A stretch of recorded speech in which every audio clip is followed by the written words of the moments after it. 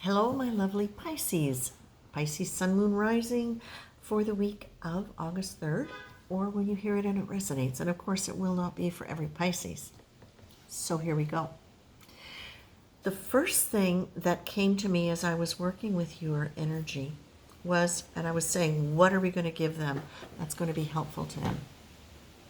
I saw you standing still as though you were in some kind of ritual almost. I was going to say procession, but it's not. It's a ritual. Hang with me on this. It's not as...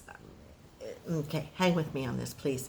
What I'm seeing is you standing there with a dagger over your heart, and it's a ceremonial dagger. I'm not seeing this as something where you are committing anything with a dagger. No harm to yourself or anyone else, but you are standing before something that looks almost as though it's something that could theoretically receive blood sacrifice. You're not doing it, but you're standing in front of it. And the feeling that I'm getting with this, I got the grief card, I got the struggle card, but before I pulled those, the feeling that I was getting was this. Pisces, we know that you are considered to be the sign that carries all signs. You have many different qualities, abilities, creative aspects, intellectual comprehensions. You're brilliant and you're creative and you're amazing. And sometimes you're a little dramatic. So here we go.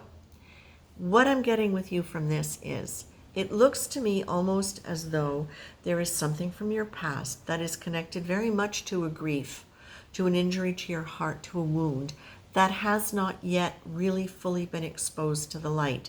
And that's important here. That's why they're showing me like this. You're in shadows as you're doing this. You're holding this there. And what I'm feeling with this is that this is like an overlay of energy that's been with you for a long time.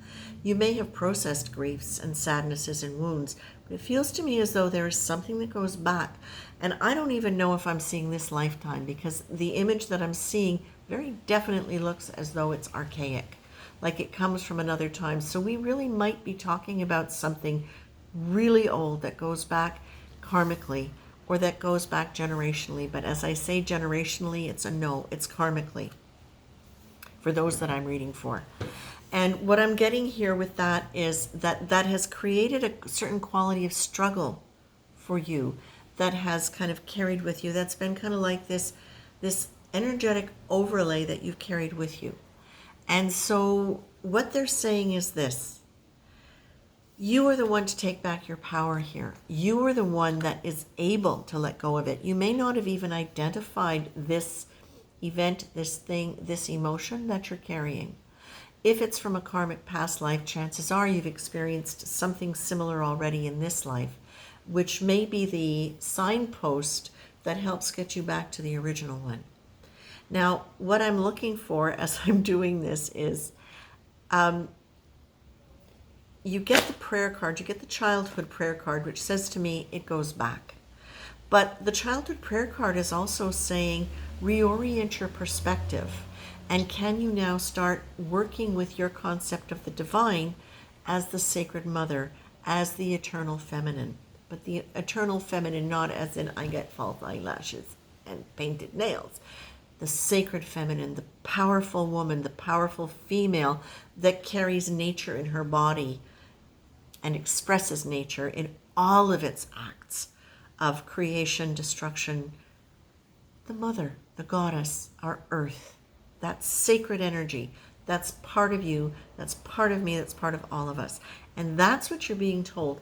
Can you connect back into that? Because whatever you're carrying from the past with the ceremonial dagger, that's old male energy. That what I'm seeing, that is old male energy I'm seeing. It is not female energy. So what I'm getting here for you is this. There is an aspect of this that is about you letting go of grief around anything to do with male energy. This is about you claiming your powerful energy. And one of the ways to do that is to challenge whenever you feel a no coming up for something that would ideally be good for you or that you might enjoy. Check.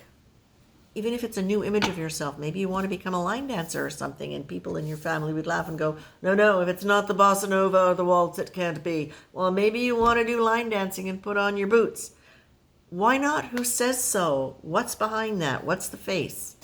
And can you, oh, Pisces, oh, can you look to your sense of humor as something that you can expand and grow and really benefit from, and allow yourself, when you start feeling dramatic about things or really intense in a way that feels overwhelming and struggly, can you just stop and say, can I laugh at this? Can I laugh at anything in this moment? Because if you can, that says, all right, you're learning how to navigate your energy. And it's about really being able in that moment to understand that you can go into something constructively and look at it if it's a difficult emotion, and that sometimes it's just a habit. It's just that overlay of energy that's carrying with you, and it's just like, oh, gotta pop your head up above that line. It's almost like a water line, Pisces water line, but it's not water. Okay, the other thing, cognitive distortions.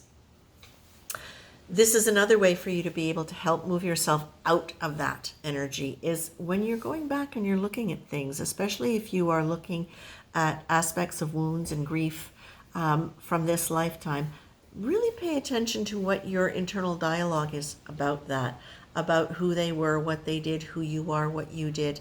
It's really looking for the cognitive distortions, the things that you've taken as fact, which are not fact. Their feelings, their opinions, their projections. Look for that. The classic example I give is, I have nothing to wear. Yes, I do have a lot of things to wear. I'm just sick of all of them, and I feel like it's time for some new clothes. Completely different energy. I have nothing. I'd like more. Okay? I'm going to look one more time at this deck and pull one last card. You get the creativity card. Okay. You folks, you are so creative. You can play with this and work with it in your own way. And remember, creativity, it's not about producing necessarily a specific thing. It's a way of seeing the world and a way of interacting with it. You can be creative with how you cook, with how you dress, with how you see things. I'm going to leave you with that, with how you see things. I'm leaving you on that note, Pisces. Much love. Thanks for coming by.